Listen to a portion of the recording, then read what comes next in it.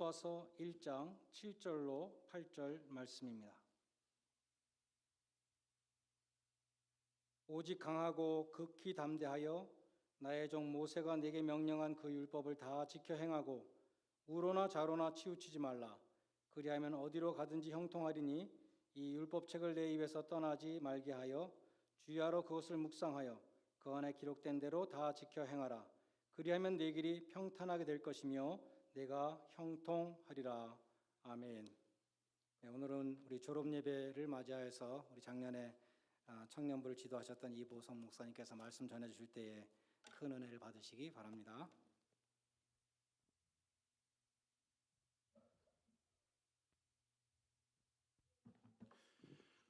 또 뵙게 돼서 반갑습니다.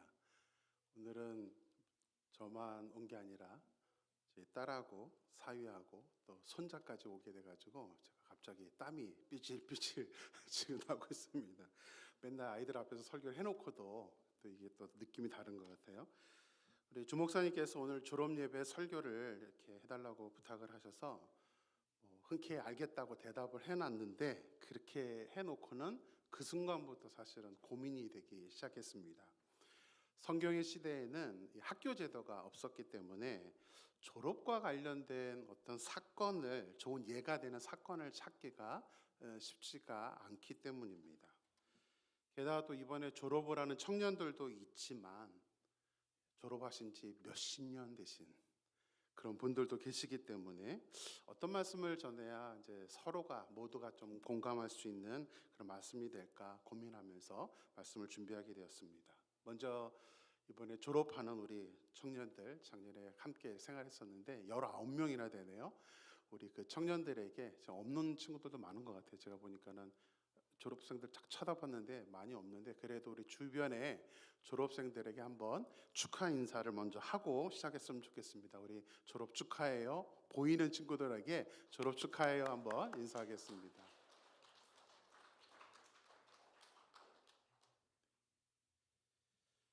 여러분은 졸업 그러면 어떤 게 생각이 나십니까?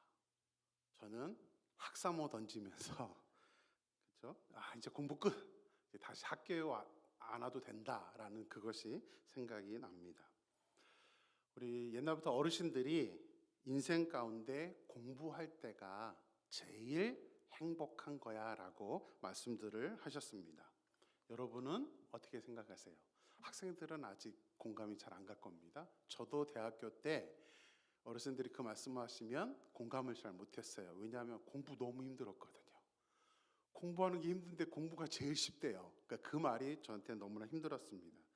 그런데 대학을 졸업하고 이제 저는 신학대학원에 가면서 바로 이제 전도사로 사역을 시작을 하게 되었는데 어르신들 말씀이 맞구나라는 거를 이제 체험적으로 바로 인정하게 되었습니다. 대학생 때는 목회자도 아니지만 교회에서 이제 대여섯 개의 직분을 가지고 봉사를 했었습니다. 너무나 재미있게 또 열정적으로 이렇게 사역을 하다 보니까 목회자들이나 교인들한테 그래도 인정을 받으면서 그렇게 봉사를 했었습니다. 근데 전도사로 부임을 한 첫날은 그동안 느꼈던 교회가 아니었습니다. 청년으로 편하게 교회 너무나 좋았는데 전도사로 간 첫날 생전 처음 양복을 사서 입고 생전 처음 보는 사람들 앞에 가서 청년으로가 아니라 이제는 그전에는 그냥 보성아 이랬는데 이제는 전도사님 이러는데 이 느낌이, 이 중압감이 너무나 달랐습니다. 그것도 하필이면 12월 31일에 부임을 했습니다. 12월 31일이 무슨 날이죠? 그때는 주일이었는데 어떤 예배가 있어요? 송구 영신 예배가 있는 날입니다. 그래서 하루 종일 어디 가지도 못하고 교회에서만 제가 있게 되었습니다. 어색한 사무실에 앉아서 밥도 어떻게 먹는지 모르겠고 하여튼 모든 사람들이 다 어색한 그렇게 하루를 보냈는데 제가 워낙 이제 땀을 좀 많이 흘리는 편이긴 합니다. 근데 처음이라 뭐가 그렇게 어려웠는지 우돈만 벗어도 되는데 이거를 못 벗고 하루 종일 있다 보니까 그냥 땀으로 샤워를 했었습니다. 송구 영신 예배까지 드리고 새벽 3시가 넘어서야 이제 다 끝내고 이제 예배를 마치고 가게 되었는데, 제가 지금까지 기억하는 제 인생 중에서 가장 길고 힘든 하루였다라고 제가 기억이 되고 있습니다. 제가 이제 전도서로 사역을 한다니까 저희 후배들이 이제 당시에 아내는 저랑 교제를 하고 있을 텐데 좀 축하해 준다고 같이 동해안에 놀러 가자고 이제 그렇게 약속이 되어 있었습니다. 그래서 이제 후배들이 저를 예배 끝나고 새벽 3시 넘어서 교회에 와서 저를 이제 픽업을 해서 같이 이제 동해안으로 갔는데요. 근데 가는 길에 눈이 내렸습니다. 그래서 평상시 뭐 3, 4시간이면 갈 거리를 17시간 만에 속초에 도착을 하게 됐어요. 근데 저는 출발하자마자 잠이 들어서 도착해서야 깼습니다.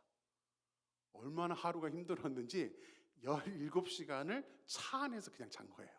그 불편한 것도 모르고 그냥 차 안에서 17시간을 잤던 기억이 납니다. 졸업은 끝이 아니라 새로운 시작입니다. 그런데 쉽고 편하고 기대되는 시작이 아닙니다. 학생 때는 학생이니까, 아직 어리니까 하면서 용납되고 이해를 받을 수 있지만, 졸업을 하고 사회생활을 시작하게 되면 그때부터는 내 행동에 책임을 져야 되고 또 사람들에게 평가를 받게 됩니다. 용납이 잘 안 돼요. 딱 이제 결과로만 보게 되는 것이 어른들의 세상입니다. 이렇게 말씀을 드리면 졸업 예배에 너무 무겁고 엄포를 놓는 것 같은 느낌은 드는데 어쩔 수 없습니다. 현실은 현실입니다. 설교를 시작하면서 졸업생들에게 축하합니다라고 인사를 전했는데 다른 인사도 좀 해야 될 것 같아요. 축하해요. 현실 세계, 어른 세계에 오신 것을 축하합니다. 이제는 진짜 현실입니다. 하지만 너무 또 그렇게 생각할 필요는 없습니다. 그렇죠? 졸업을 하고 직업을 갖는다는 것은 또 학생 때와는 다른 새로운 길이기 때문에 충분히 기대하시고 하나님이 어떻게 여러분들을 이끌어 가실지를 기대해야 될 것이라고 저는 생각합니다. 그렇다면 졸업 예배를 맞아서 우리가 졸업을 한 후에 새로 시작되는 우리의 인생을 어떻게 해야 될까요? 어떻게 살아야 우리가 조금 그래도 의미 있는 그런 인생을 살게 되는 걸까요? 졸업생만이 아니라 사실 우리 모두는 매일 가보지 않은 새로운 길을 걸어가고 있습니다. 오늘 이후에 어떤 일이 벌어질지 아십니까?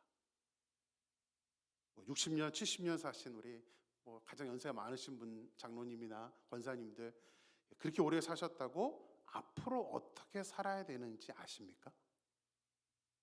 그러면 이제 인간의 수준을 넘어가죠. 우리는 단 10초 뒤도 알 수 없는 연약한 인간입니다. 아무리 돈이 많고 좋은 학력을 가졌고 많은 어떤 능력을 갖고 있다 할지라도 우리는 10초 앞을 내다볼 수 없는 그런 연약한 인간에 불과합니다. 그래서 어떻게 살아야 하는 것인가에 대한 질문을 우리는 반드시 해야 되고, 우리가 하나님의 자녀로서 하나님께서 어떻게 우리의 인생을 걸어가야 되는지 주시는 그 말씀을 우리가 기억해야 하는 것입니다. 하나님의 도움이 반드시 필요합니다.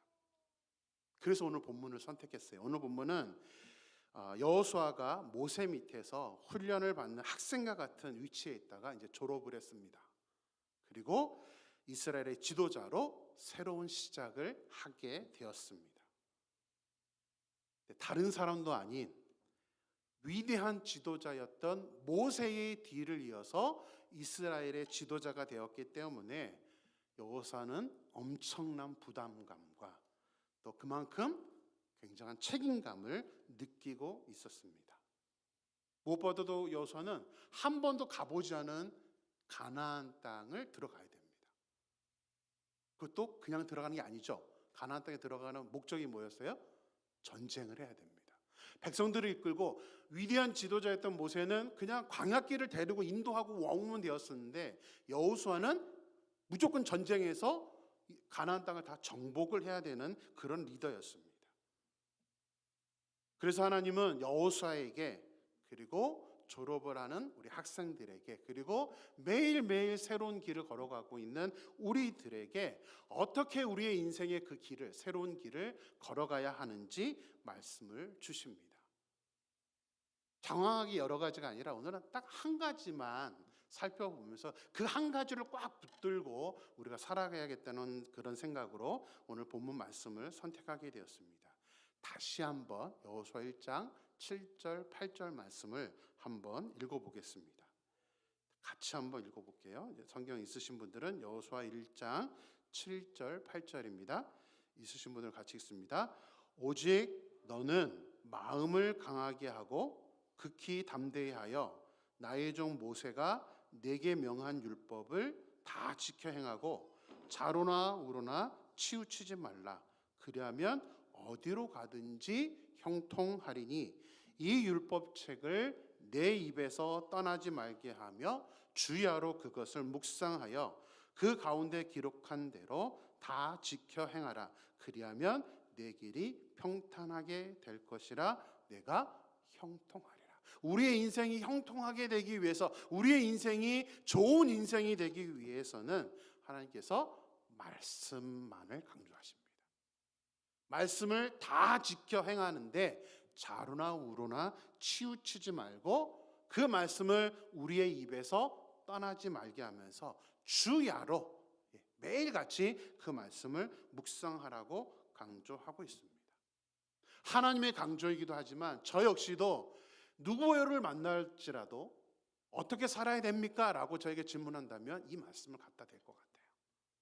저 역시도 이 말씀이 저의 인생에 가장 중요하고 핵심이 되는 구절이라고 생각합니다. 졸업을 하는 새로운 학생들, 졸업생들이나 이미 걸어가고 있는, 우리의 인생을 걸어가고 있는 우리 모두에게 그 어떤 것보다 중요한 것이 바로 오늘 본문의 말씀입니다. 중요한 지침이죠. 여러분, 어떤 물건을 사게 되면 항상 그 박스 안에 따라오는 게 있습니다. 뭐죠? 물건 말고 종이 하나 쫓아오죠. 매뉴얼입니다. 매뉴얼. 그 매뉴얼은 무엇을 가르쳐주고 있죠? 어떻게 이것을 조립을 하고 인스톨을 하는지, 또 어떤 단추를 누르고 어떻게 해야 이 물건을 제대로 사용할 수 있는지 그 매뉴얼이 따라오게 됩니다. 물론 매뉴얼이 필요 없을 정도로 잘 알고 있다면 상관이 없지만 이 매뉴얼대로 하지 않게 된다면 우리는 실수를 하게 됩니다. 망가뜨리게 되고 고장을 일으키게 됩니다. 우리의 인생도 마찬가지입니다. 인생에는 연습이 없습니다. 연습이 있었으면 참 좋겠는데, 그죠? 한번 이렇게 살아보고 저렇게도 살아보면 좋을 텐데 우리의 인생에는 연습이 없습니다. 이렇게 해보고 저렇게 해서 안 되면은 다시 해야지, 이게 성립이 안 됩니다. 한 번 가면, 한 번 행동하고 나면 더 이상 돌이킬 수가 없습니다.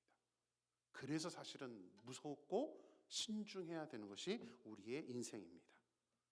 한 번 말도 한 번 뱉고 나면 더 이상 담을 수가 없습니다. 그 뒤에는 뭐만 따라요? 평가가 따르게 되죠. 책임이 따르게 됩니다. 그게 우리의 인생입니다.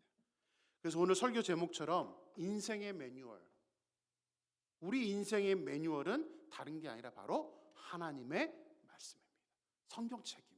이 매뉴얼을 주야로 묵상하면서 그 말씀대로 행동하는 것이 우리의 인생에서 무엇보다도 가장 중요한 것입니다. 이게 하나님 뭐라고 그랬어요? 좌로나 우로나 치우치지 말라. 무슨 말이죠? 좌로나 우로나 치우치지 말라. 좌로나 우로나 치우치지 말라. 자주 나오는 말씀인데요. 쉽게 설명드리면 상황에 따라, 상황이 그러니까, 또 어쩔 수 없으니까 라면서 합리화를 하지 말라는 것입니다.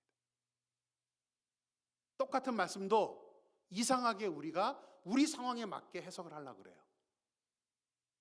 이게 좌로나 우로나 치우치지 말라는 거예요. 성경은 그대로 기록된 말씀이에요. 그 말씀대로 해야지 내가 마음대로 편집하고 내가 마음대로 나한테 맞춰서 적용할 수 있는 것이 아닙니다. 미국은 그래도 좀 덜하지만 한국에서 졸업을 하는 하고 이제 직장 생활을 하는 사람들, 그 사람들이 살아가면서 제일 많이 하는 말이 있다고 합니다. 이게 무슨 말이냐면 먹고 살려다 보니까라는 말이랍니다. 먹고 살려다 보니까. 먹고 살려다 보니까 비굴해지기도 하고 눈치도 봐야 되고 아부도 해야 되고 먹고 살려다 보니까 요즘은 청년들은 한국에서 기독교인이라고 밝힐 수가 없다고 합니다. 사회생활하면서 내가 기독교인이야 라고 말하는 순간 우리가 흔히 알고 있는 왕따가 일어난대요. 쟤는 상종하면 못하래. 그래서 못 밝히다는 거예요. 한국 가서 우리 청년들하고 대화하면서 너무 안타까웠어요. 한국 현실이. 그런데 미국은 좀 덜해요. 미국은 그래도 좀 그런 것이 인정이 되는 사회입니다. 기독교인으로서의 정체성을 지키기가 너무너무 어렵기 때문에 더욱더 오늘 이 본문 말씀을 우리가 마음에 새겨야 될 줄로 믿습니다. 저희 경험담을 한 가지 말씀드릴게요. 말씀만 계속 얘기해도 여러분들 힘드니까.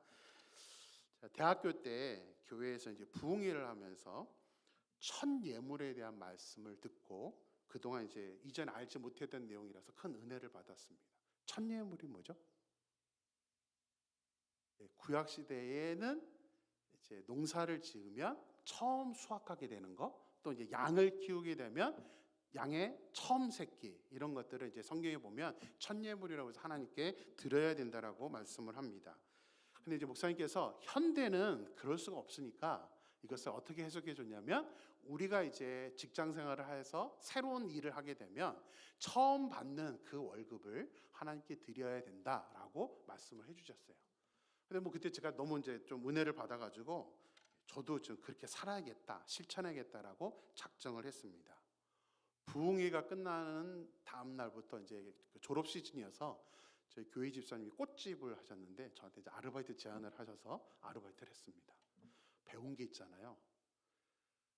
하필이면 또 우리 집사님이 한 주치를 다 준 게 아니라 첫 하루치를 주셨어요. 첫날 하루 일하고 하루 이제 이렇게 월급을 주셨는데, 월급이 아니죠, 이제 1급이죠.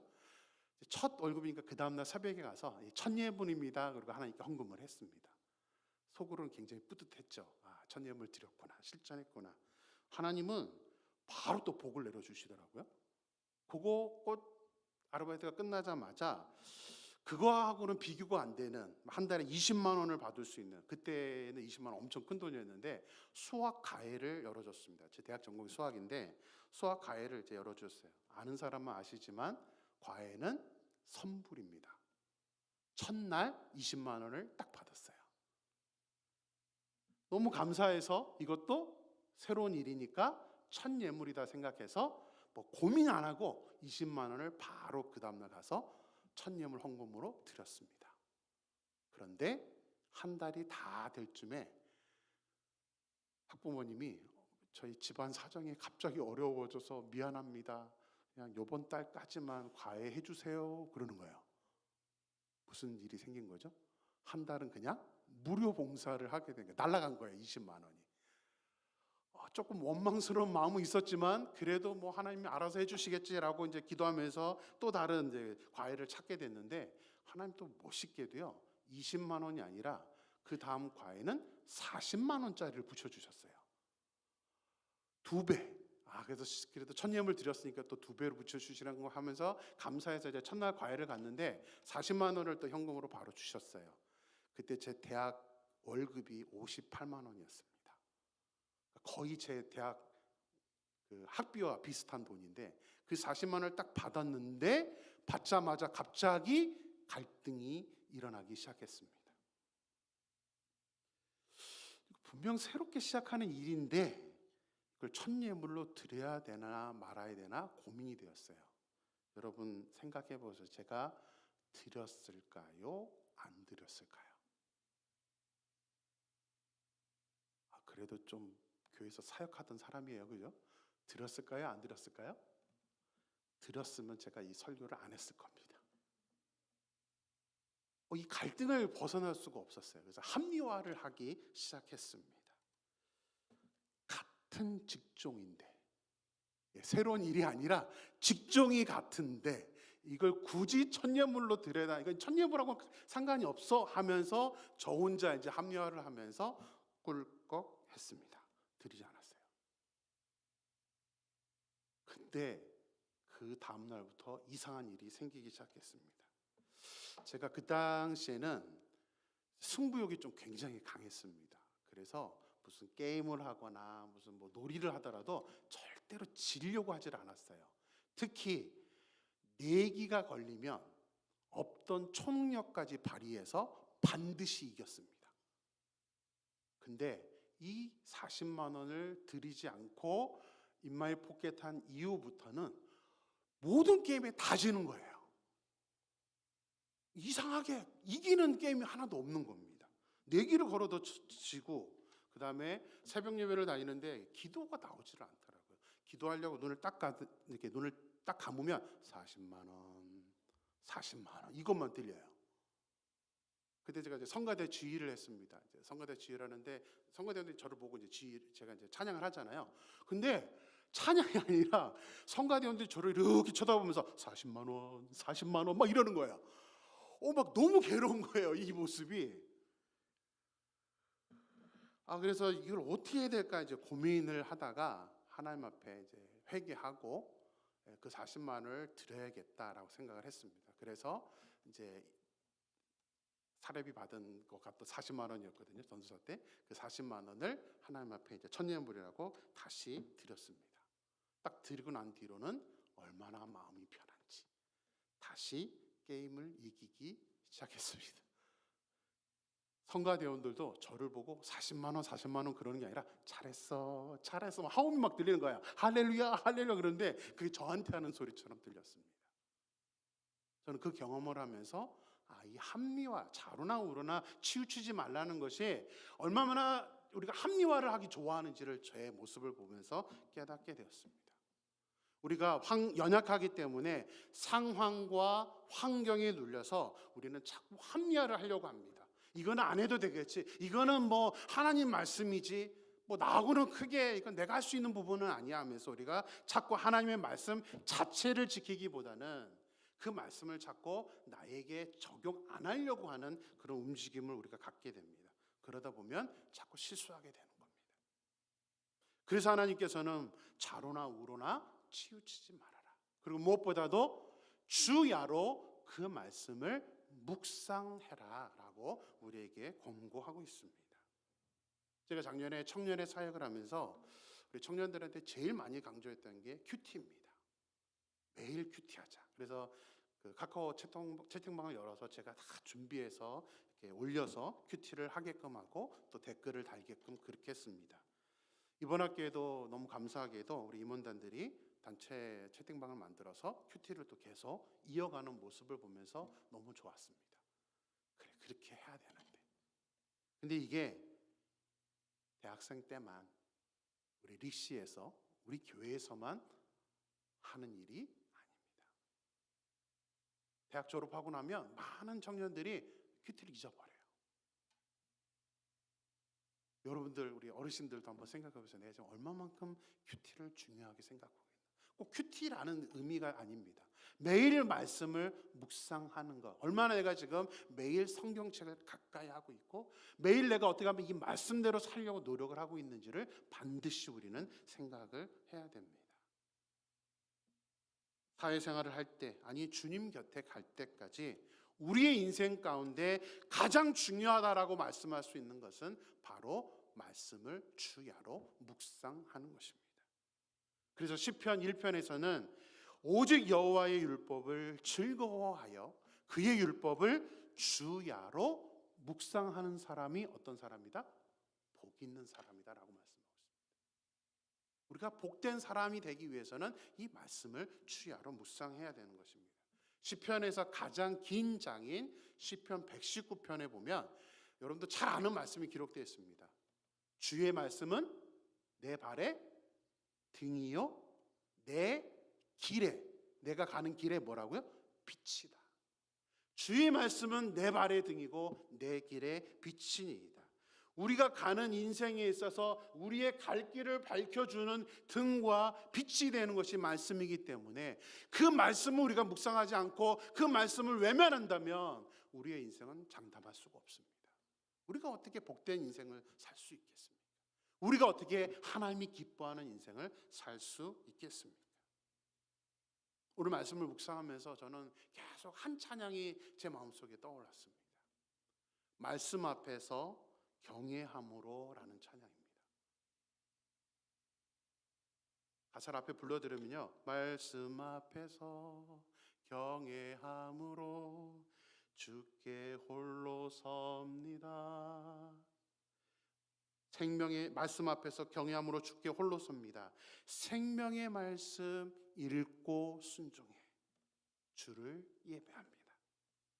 기록된 말씀, 우리가 갖고 있는 이 기록된 말씀 성경은 힘이 있어서 진리로 우리를 거룩해 하며, 이 거룩한 말씀은 세세 영원히 복음이 되어 말씀하시네요. 저는 이 후렴구를 부를 때마다, 오늘 아침에도 차 타고 보소에서 내려오면서 아내랑 둘이 이 찬양을 부르면서 계속 제 앞에서 눈물이 나는 거예요. 이렇게 살고 싶은데, 목사가 아니라도 정말 제가 평신도라도 이렇게 살고 싶은데 하는 마음으로 이 찬양을 부르는데 계속 이게 머릿속에 이 찬양이 떠오르더라고요. 후렴부분 보면 전율이 막 일어납니다. 아시는 분들은 같이 한번 불러보고요, 모르시는 분들은 가사 보면서 제가 PPT를 준비했는데요. 하나님 말씀에 두려워 떠는 자, 그 말씀에 생명을 거는 자, 한 사람 찾으시는 주님의 약속을 믿어 하나님 말씀에 운명을 거는 자, 순종하며 주 따라가는 자, 영원한 하나님 나라 이뤄갈 주의 교회여 일어나라. 우리 같이 한번 찬양 드려볼까요? 하나님 말씀에 두려워 떠는 자, 그 말씀에 생명을 거는 자, 한 사람 찾으시는 주님의 약속을 믿어 하나님 말씀에 운명을 거는 자, 순종하며 주 따라가는 자, 영원한 하나님 나라 이뤄갈 주의 교회여 일어나라. 저는 소망합니다. 이 자리에 모인 우리 로드아일랜드의 중앙 한인교회 여러분 모두가 오늘 이 가사처럼 하나님 말씀에 두려워 떠는 사람이 되기를 소망합니다. 저는 여러분 모두가 하나님 말씀에 생명을 거는 사람이 되기를 소망합니다. 하나님 말씀에 운명을 걸어서 하나님이 찾으시는 그 한 사람이 되기를 소망합니다. 이제 졸업을 하고 새로운 길을 시작하는 우리 청년들, 그리고 이미 졸업과 상관없지만 매일매일 새로운 길을 걸어가고 있는 우리 모두가 정말 하나님 말씀 꼭 붙잡고 그 말씀대로 살아감으로 말미암아 정말 하나님께 복이 있는 사람, 그런 저와 여러분이 되기를 주님의 이름으로 축원합니다. 기도하겠습니다. 하나님 감사합니다. 힘든 대학 시절을 마치고 이제 졸업을 하는 우리 청년들이 있습니다. 청년들만이 아니라 우리들은 매일같이 하나님 가보지 않은 새로운 인생길을 걸어가고 있습니다. 아무리 우리가 오래 살았고 아무리 우리가 능력이 있고 아무리 많은 것을 가지고 있을지라도 하나님, 우리는 단 10초 앞도 내다볼 수 없는 연약한 인간에 불과합니다. 그래서 하나님, 더욱더 하나님의 도움이 필요하고 하나님의 인도하심이 필요합니다. 여호수아는 모세의 뒤를 이어서 리더자가 되었을 때 아버지 그 역시 너무나 두렵고 떨려서 어찌할지를 모르고 있을 때에 하나님은 정확하게 여호수아에게, 그리고 우리 졸업생들에게, 그리고 지금 우리에게 우리의 인생에서 무엇이 가장 중요한지 말씀해 주셨습니다. 하나님, 우리가 살아가면서 우리가 복된 인생으로 살아가기 위해서는 하나님, 그 무엇보다도 하나님의 말씀을 주의하러 묵상하면서 그 말씀대로 살아가면서 좌로나 우로나 치우치지 않는, 우리가 환경이 이렇다고 해서, 우리의 상황이 그렇다고 해서 말씀을 우리 마음대로 우리에게 적용하는 것이 아니라 말씀이 주어진 그대로 기록된 그 말씀의 능력을 힘입고 우리가 말씀대로 살아갈 수 있는 우리 모두가 될 수 있도록 인도하여 주시옵소서. 하나님은 우리에게 삶의 매뉴얼로 하나님의 성경책을 우리에게 주셨습니다. 그 말씀을 우리가 항상 묵상하면서 그 말씀대로 생활하는 우리 모두가 되어서 정말 하나님의 그런 자녀로서의 모습으로 바로 성장해 나가며, 비록 우리의 인생이 힘들고 어렵지만 하나님 말씀 때문에 우리가 이겨내가며 주님 곁에 갈 때까지 정말 우리가 성장하며 하나님의 기쁨이 되는 우리 모든 성도들이 될 수 있도록 역사하여 주시옵소서. 하나님께서 온전히 함께 하실 줄 믿고 거룩하신 예수님의 이름으로 기도드렸습니다. 아멘.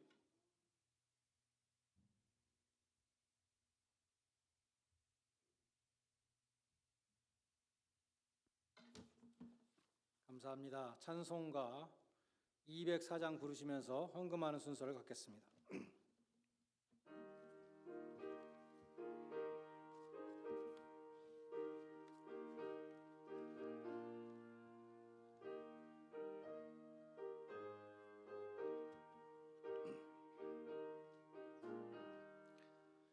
주의 말씀 듣고서 준행하는 자는 반석 위에 더 낫고 집을 지음 같아. 비가 오고 물나며 바람 부딪혀도 반석 위에 세운 집 무너지지 않네. 잘 짓고 잘 짓세 우리 집 잘 짓세. 만세 반석 위에다 우리 집 잘 짓세. 주의 말씀 듣고도 행치 않는 자는 모래 위에 더 낫고 집을 지음 같아. 비가 오고 물나며 바람 부딪힐 때 모래 위에 세운 집 크게 무너지네. 잘 짓고 잘 짓세 우리 집 잘 짓세. 만세 반석 위에다 우리 집 잘 짓세. 세상 모든 사람들 집을 짓는 자니 반석 위가 아니면 모래 위에 짓네. 우리 구주 오셔서 지은 상을 줄 때 세운 공로 따라서 영영 상벌 주리. 잘 짓고 잘 짓세 우리 집 잘 짓세. 만세 반석 위에다 우리 집 잘 짓세.